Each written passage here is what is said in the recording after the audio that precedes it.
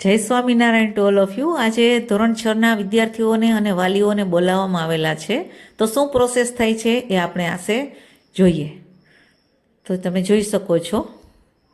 પોરબંદર તરફથી આ બધા વાલીગણો અને નાના નાના બાળકો જે છઠ્ઠા ધોરણમાં અભ્યાસ કરવા માટે જે પ્રવેશ પરીક્ષા પાસ કરીને આવેલા છે એમનું આજે તમે ફોર્મ લેવા આવેલા છે, તો તમારું બધાનું ખૂબ ખૂબ હાર્દિક સ્વાગત કરું છું. અને જે બાળકો પાસ થયા છે એ બાળકોને અને એમના પેરેન્ટ્સને પણ હું ખૂબ ખૂબ અભિનંદન આપું છું. અને વિશેષ વાત એ છે કે તમે આજે અમે જે સમયે કીધું એ સમયે તમે બધા પહોંચી ગયા અને તમને બધાને આ ફોર્મ મળી ગયા છે. આ ફોર્મ છે જે પર્સનલ ઇન્ફોર્મેશન છે, એમાં જેટલા પેજ છે ને એ તમે નિરાંતે વાંચજો અને જે અહીંથી ભણીને ગયા છે એમને પણ પૂછશો એટલે ખ્યાલ આવી જશે. અને આમાં ના સમજાય એવું કંઈ હોય તો આપણે પરમાર સર છે જ, એમને તમે ફોન કરી અને એમને પૂછી શકશો. ઉપરાંત હજી એકવાર કઈ રીતે ભરાવવું, મેડિકલ સર્ટિફિકેટ કરાવવા માટે તમારે ગવર્મેન્ટ હોસ્પિટલ ભાવસીજી છે ત્યાં જવાનું થશે. બાકી તમારે રહેઠાણનો સર્ટિફિકેટ છે એ તમે ગ્રામ્ય વિસ્તારમાં રહેતા હશો તો સરપંચનો દાખલો લઈને જાશો તમે ત્યાં મામલતદાર ઓફિસે, એટલે એના ઉપરથી પણ એ મામલતદાર ઓફિસમાંથી તમને સહી સિક્કા કરી આપશે. બાકી આ જે સ્કૂલમાંથી ભરવાનું છે એ પણ તમે વ્યવસ્થિત ભરી શકશો. સળંગ અભ્યાસનો દાખલો એટલે કે ત્રીજું, ચોથું અને પાંચમું, એમાં વચ્ચે ક્યારેય ડ્રોપ થયા નથી કે ક્યારેય ભણતા ઉઠી ગયા નથી કે ભણતા ફેલ થયા નથી, એ તમને સ્કૂલના પ્રિન્સિપાલ લખી આપશે. અને ગ્રામ્ય વિસ્તારનો દાખલો છે એ તાલુકા વિકાસ અધિકારીનો પછી અથવા પેલા તલાટી કમ મંત્રી સિક્કો કરશે, આચાર્ય કરશે અને તાલુકા વિકાસ અધિકારી પણ સિક્કો કરી આપશે. એટલે ફોર્મ લગભગ તમને બધાને આવડી જશે. પછી માતા પિતા અને વાલી દ્વારા બાહેંધરી પત્રક આવશે.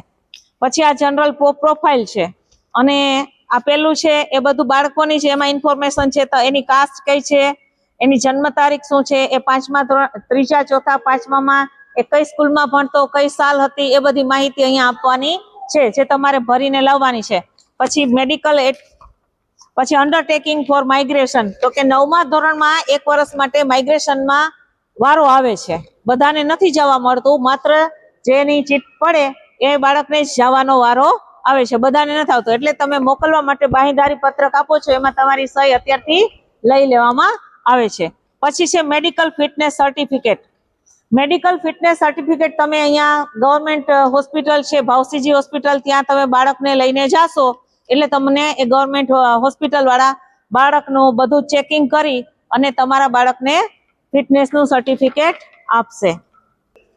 અને ડિસેબિલિટી સર્ટિફિકેટ તો આપણે કોઈને જરૂર નથી, બધા એબલ જ છે. એક પણ વિદ્યાર્થી ડિસેબલ છે નહીં મારા ખ્યાલથી. છે કોઈ ડિસેબલ છે આમાં? આંખથી કે હાથ પગથી કે કોઈ ડિસેબલ નથી. અને રૂરલ એરિયા એટલે ગ્રામ્ય વિસ્તારના હોય તો ગ્રામ્ય વિસ્તારની જરૂર પડે, શહેરી વિસ્તારના હોય તો શહેરી વિસ્તારના દાખલાની જરૂર પડતી નથી. એટલે તમારે ગ્રામ્ય વિસ્તાર હોય તો આ રેસિડન્ટ સર્ટિફિકેટ છે એ આમાં આપેલું જ છે, એમાં સહી સિક્કા જ કરાવવાના રહેશે. અને સળંગ અભ્યાસનો દાખલો.